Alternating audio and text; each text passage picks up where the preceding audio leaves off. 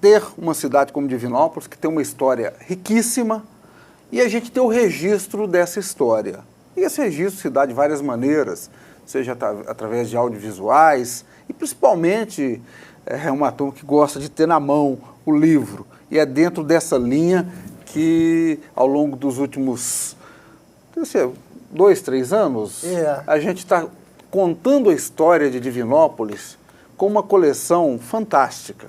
Quem vai dar os detalhes para a gente disso tudo são 2 convidados para lá de especiais, né? Oswaldo André, que já esteve com a gente. Evandro. Prazer. E com o maior prazer que eu recebo no programa de hoje, professora Helena Alvim. Doutora. Doutora já, né? Porque a turma mais antiga fala, professora, mas a já é doutora. mesmo. Quem foi professor nunca deixa de ser, né? Deixa de ser. Doutora, professora e apaixonada pela nossa história. Com certeza. Prazer recebê-la aqui para falar de mais 2 publicações que estão chegando, que chegaram já de forma oficial, que é A Última Quimera e 5 da tarde, de Marlene Gandra, e A Última Quimera, de Sebastião Gontijo. Grupo Capela trazendo mais 2 livros, Oswaldo. Conta pra gente um pouco disso. Isso mesmo, os livros, com esses 2 livros nós chegamos ao volume número 6. A coleção começou com Tempo de Menino, de Sebastião Gontijo, Dias Idos e Vividos, de Sebastião Gontijo, Laços Apertados, de Sebastião Gontijo.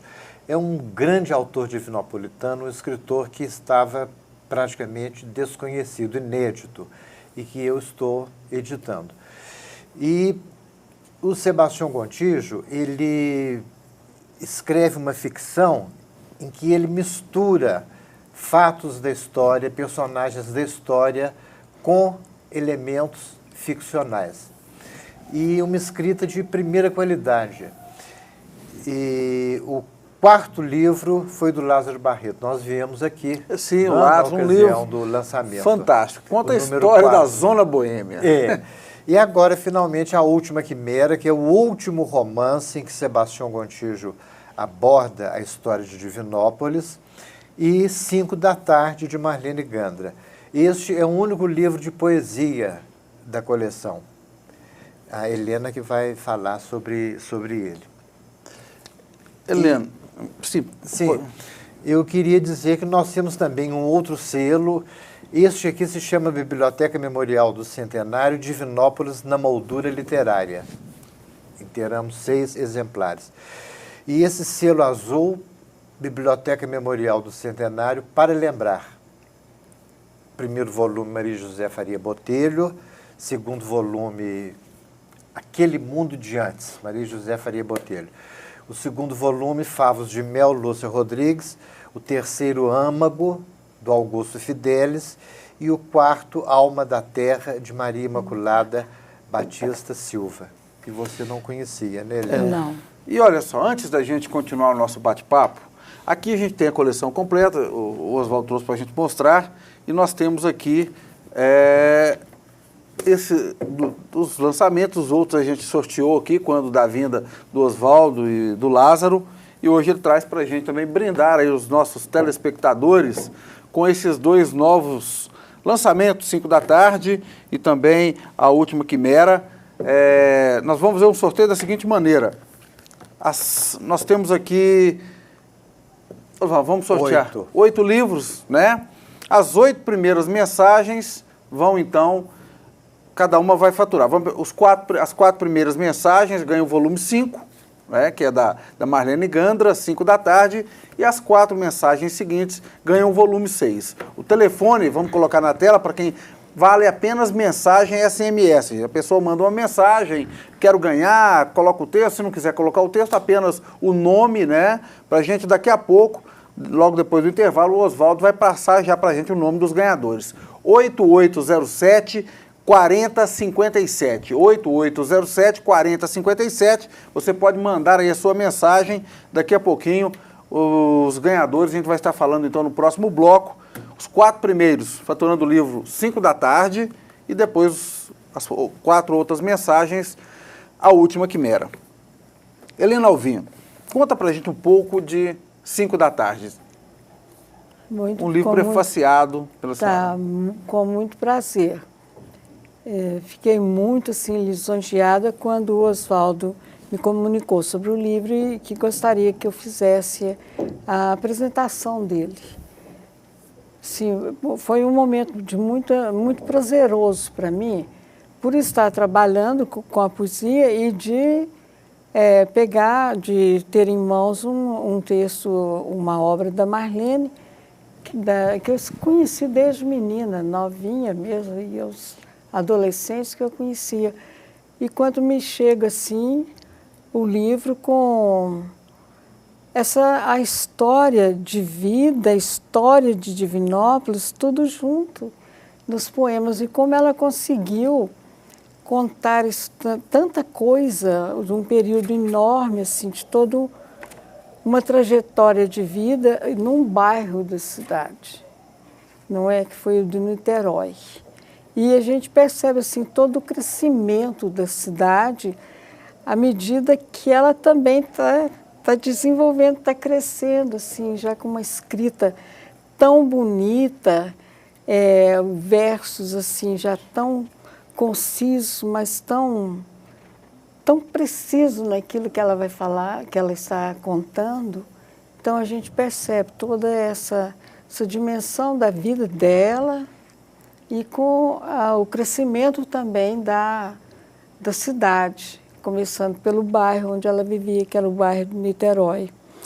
Agora, houve, assim, vocês falaram aqui de um ponto, assim, na abertura do programa, sobre o livro, porque não é só, por exemplo, a narrativa, essa história não vem apenas... São poemas, né, Maria? Pois é, mas que são histórias. Tem história, porque eu me dedico atualmente a trabalhar a literatura, a ver a literatura como um relato dos seres humanos, seja de qualquer época, de qualquer espaço, em qualquer língua, como são relatos das relações dos humanos com os próprios humanos e com todo o universo, né, em que nós estamos vivendo. E então eu percebo assim, mas há um outro ponto também que eu chamaria assim, a atenção, que me veio agora, porque na coleção toda dessa publicação do Capela, você vê assim, através das fotos também, a história de Divinópolis. Então, esse registro histórico... É uma homenagem a Lin Suk, todas as fotos são dele. Tão bem pensado. É um nome importantíssimo na história de Divinópolis, a Lin Suk, né? Eu acho que merecia até mais reconhecimento. Existe escola com nome, mas a Lin Suk, quando a gente lê um pouco mais a história, a gente vê a importância que ele teve, né, Oswaldo? Enxergou muito à frente do tempo. Né? Muito à frente do tempo. Foi um mecenas, não é? Ele era encantado com a cultura brasileira e ele apoiou todas as iniciativas da época, o futebol, o teatro, o reinado. Ele era encantado e fotografou o desenvolvimento da cidade, né? Nós temos as fotos aí.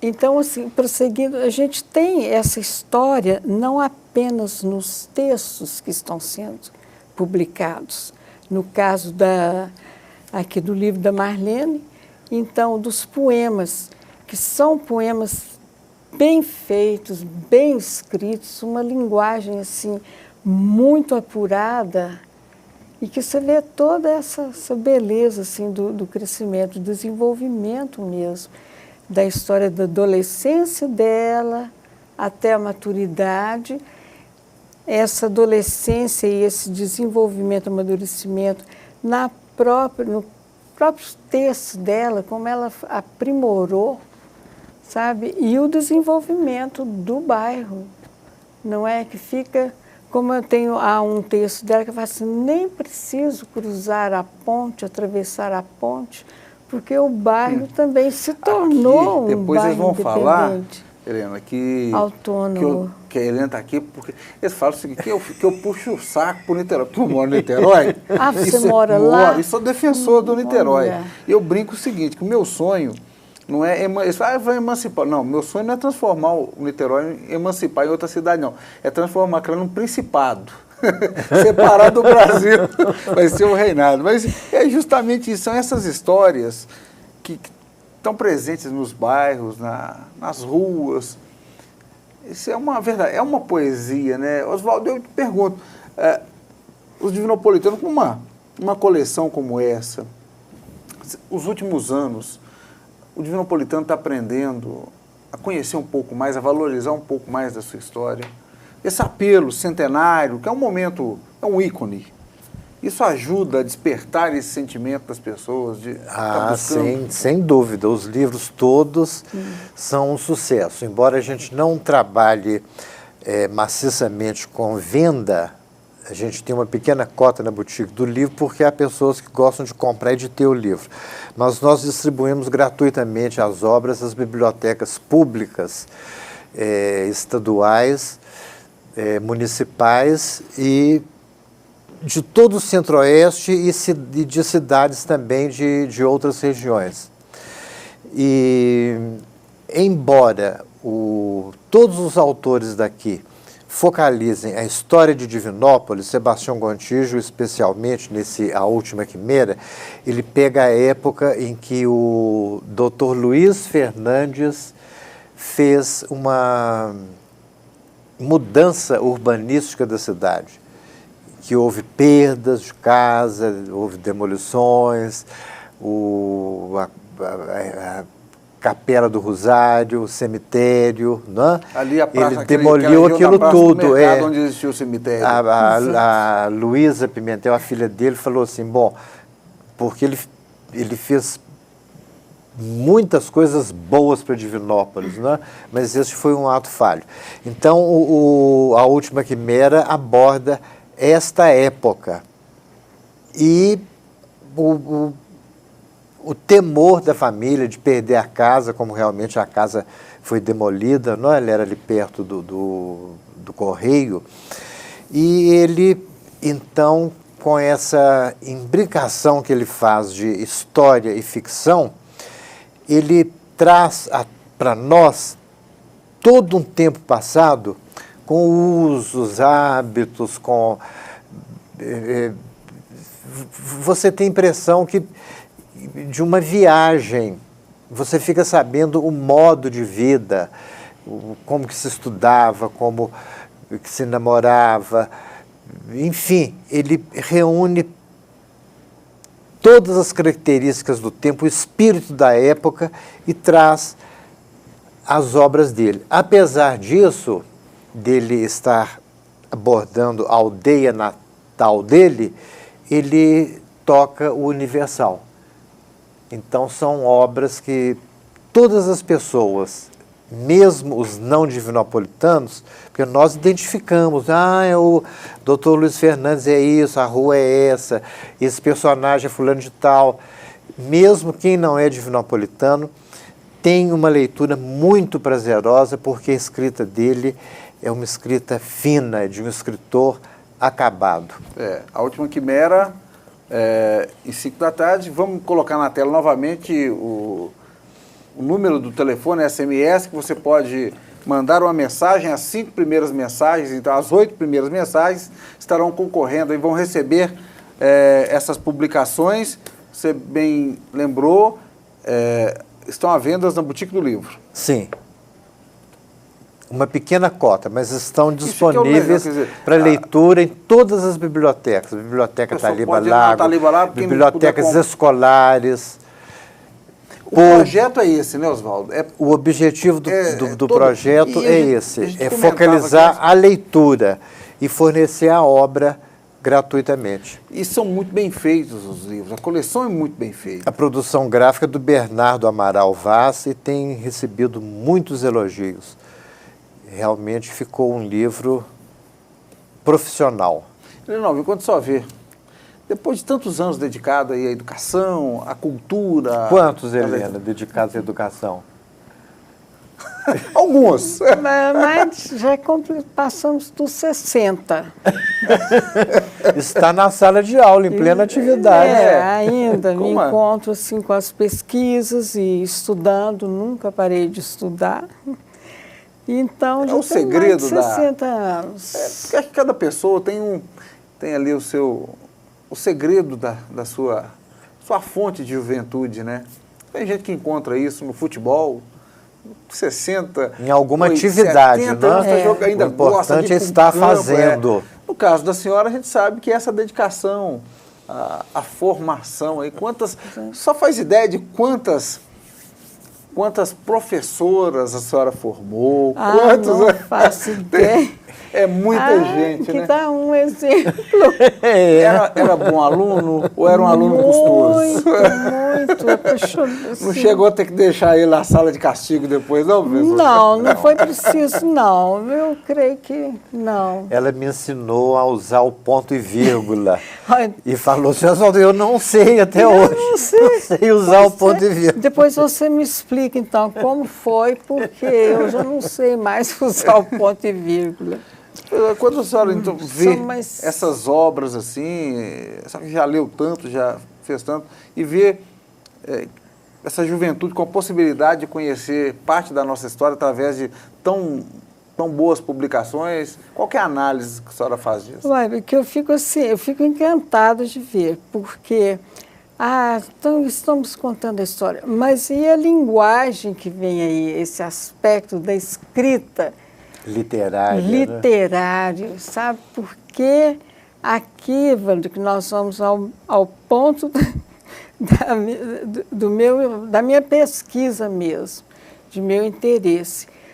Porque a história, ela não está separada da literatura e nem literatura da história.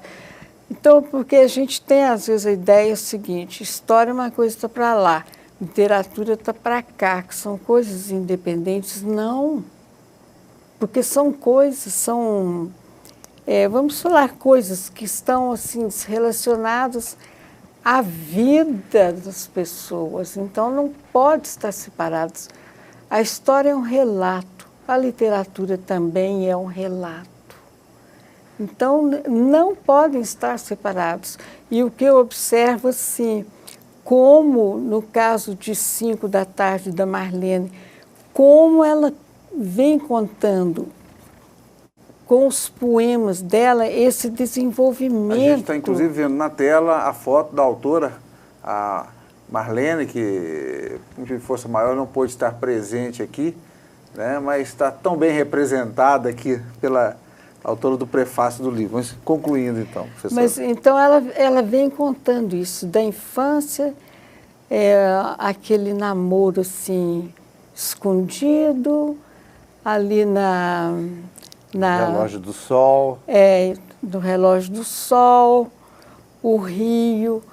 Quando ela fala do rio Itapecerica, aquele rio caudaloso, não é? Aquele volume de água. Sabe que existia uma praia lá, né, ali abaixo. A Prainha do Urubu.